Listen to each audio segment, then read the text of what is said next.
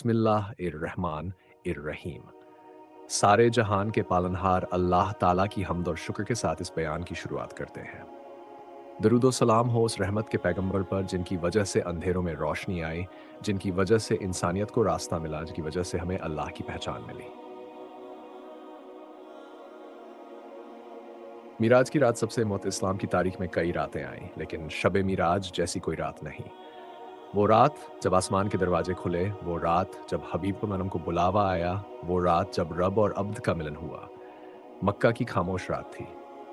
नबी करीम वसल्लम उम्मे हानी के घर आराम फरमा रहे थे कि अचानक फरिश्ता वही हज़रत जिब्रील अमीन तशरीफ़ लाए। उन्होंने अर्ज किया, या रसूल अल्लाह, आपका रब आपको बुला रहा है। सीने की तिलावत और पाकी, फिर जिब्रील अमीन ने आपके सीने को चीरकर दिल को जमजम के पानी से धोया और उसमें ईमान, इल्म, हिकमत और नूर भर दिया। ये उस सफ़र की तैयारी थी जिसका गवाह ना आसमान था, ना ज़मीन। बुराक का सफ़र। मक्का से बैतुल मुक़द्दस तक आप लोगों को एक सफ़ेद रंग के बुराक पर बैठाया गया, जिसका हर कदम निगाह की आखिरी हद तक पड़ता था। मक्का से सफ़र शुरू हुआ। हर मंजर एक नसीहत थी, हर मोड़ एक तालीम। रास्ते में उम्मतों की हालतें दिखाई गईं, जिन्होंने नेक अमल किए उन्हें जन्नत की नेमतें मिली, और जो गुनाहगार थे वो अजाब में थे। ये मंजर उम्मत के लिए एक पैगाम था कि जो अल्लाह के हुक्म से फिर जाए उसका अंजाम कितना सख्त है। बैतुल मुक़द्दस पहुंचकर नबी सल्लल्लाहु अलैहि वसल्लम ने तमाम अंबिया की इमामत में नमाज अदा की। वो वक्त था जब सारी नबूवतें एक जगह जमा हो गई और ताज रखा गया सरदार अंबिया मोहम्मद सल्लल्लाहु अलैहि वसल्लम के सर पर। आसमानों की सैर अब शुरू हुआ रूहानी सफ़र। पहला आसमान जहां हज़रत आदम अलैहिस्सलाम से मुलाकात हुई। उन्होंने सलाम किया और कहा, आप मेरी औलाद में सबसे अफजल हैं। दूसरा आसमान हज़रत याह्या और अस्सलाम। तीसरा हज़रत यूसुफ, जिनके चेहरे से नूर टपक रहा था। चौथा हज़रत इदरीस। पांचवां हज़रत हारून।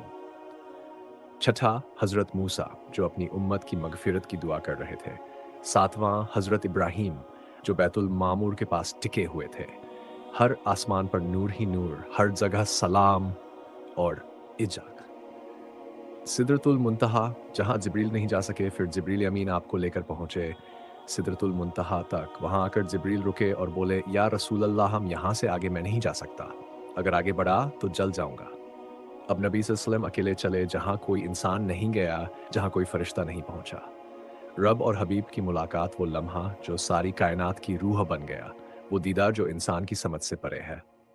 वहीं पर अल्लाह ताला ने अपने हबीब पैम को नमाज का तोहफा दिया।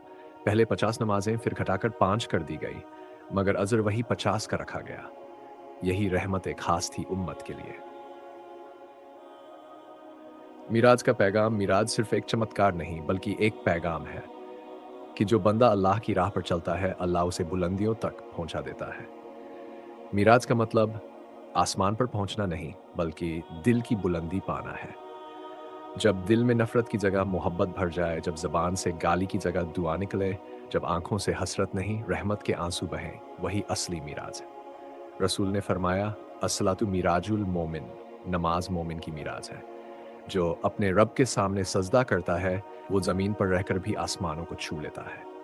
दुआ है, अल्लाह हमें भी वो ईमान अता फरमा जो तेरे हबीब सल्लल्लाहु अलैहि वसल्लम के दिल में था। हमारे दिलों को गुनाहों की कालिक से पाक कर दे, हमारी जुबान को झूठ और नफरत से बचा, हमारे सजदों को कमी ना दे, हमारी आंखों को वो नूर अता कर जिसे हम हर चीज में तेरा जलवा देखें। या रब, उम्मत ए मोहम्मद सल्लल्लाहु अलैहि वसल्लम पर रहमत बरसा, हमारे माँ बाप को जन्नतुल फिरदौस में जगह दे और हमें मिराज की बरकतों से मालामाल कर दे। आमीन या रब्बल आलमीन। अगर चाहो तो मैं इसी बयान के लिए